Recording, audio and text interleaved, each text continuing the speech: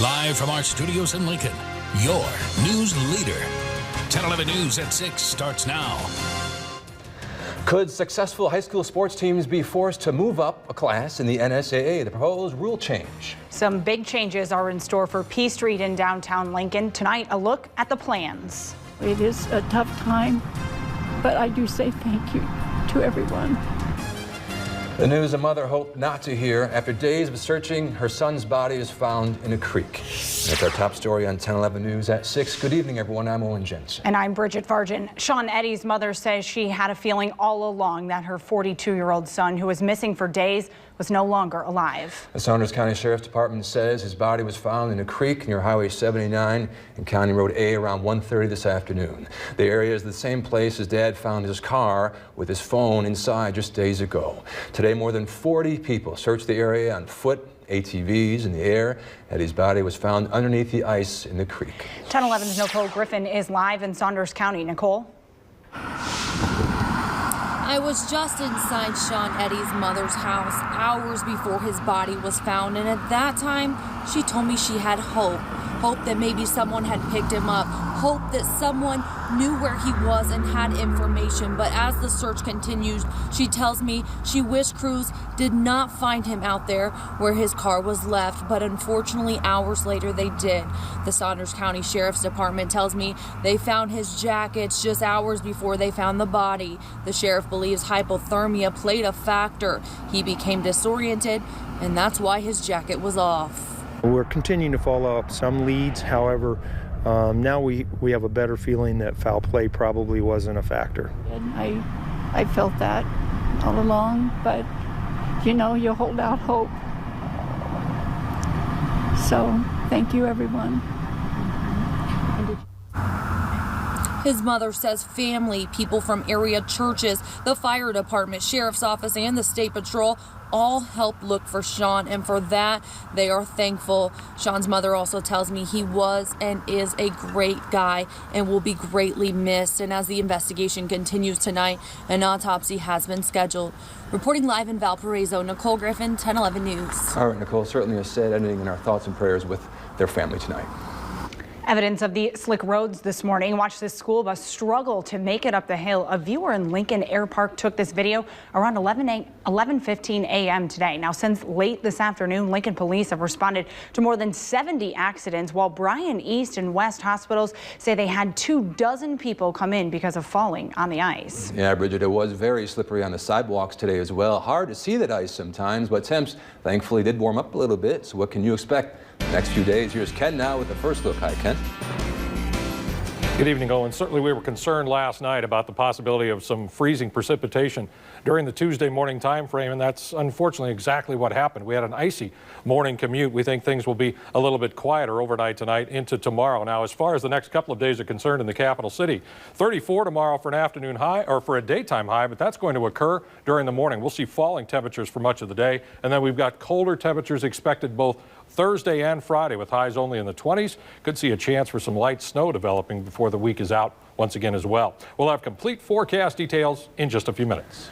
All right, Ken, thank you. Well, tonight a reward is being offered after guns were stolen from Acre Arms in Lincoln. Two agencies are offering a total reward of up to $10,000 for any information leading to an arrest and conviction. Just before 7 in the morning on Christmas Day, someone or a group of people broke into the business on South 33rd Street, stealing several guns. Now, if you have any information on this, we put how you can contact the ATF on our 1011 News app.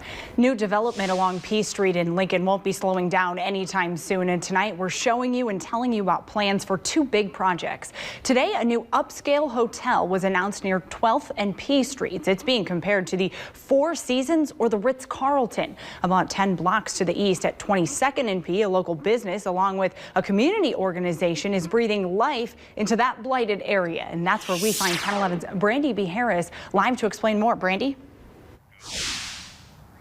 As you can see, construction on new homes here has already started here on 22nd Street.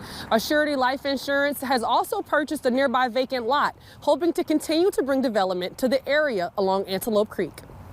Working with NeighborWorks Lincoln, Assurity Life Insurance is bringing new buildings near the corner of 22nd and P Street. As we've taken a blighted area that needs a lot of redevelopment, and we're starting to get the city to move across this natural border here. So with our Assurity Center across the way, we felt like this neighborhood is on the rise. The project, which will consist of 24 townhouses, is set to change the landscape of the area. Modeling some projects by NeighborWorks, Assurity is hoping to start the trend of bringing new developments to a different area of the city. I think this project is a catalyst along with what NeighborWorks did a few years ago. So I think it's already started. You're seeing really great energy in the area with the Assurity Center and now these projects. With the purchase of the corner lot, in addition to the new construction, Assurity will have more and possibly larger construction plans for the area in the near future.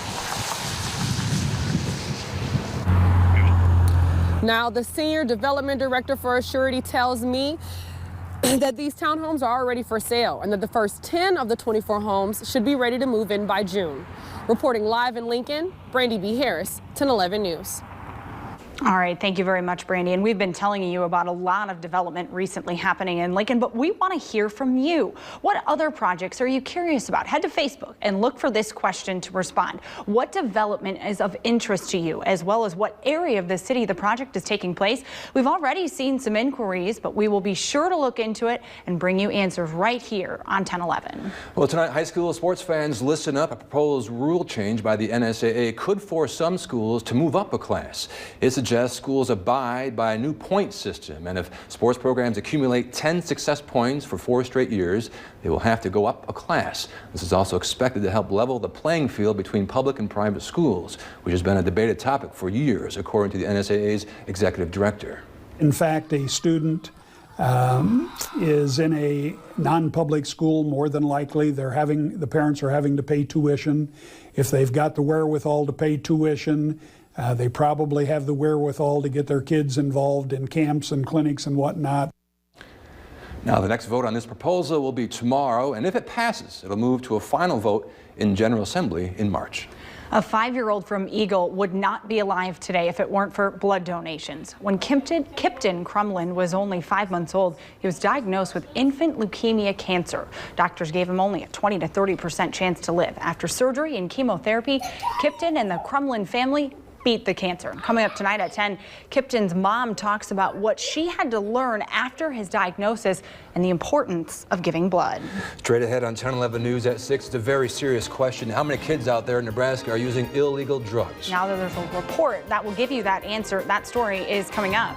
And our own Senator, Ben Sasse, gets his turn at questioning our possible future Attorney General. And as we go to break, here's a bird's eye view of our new set. 1011 News continues right after this.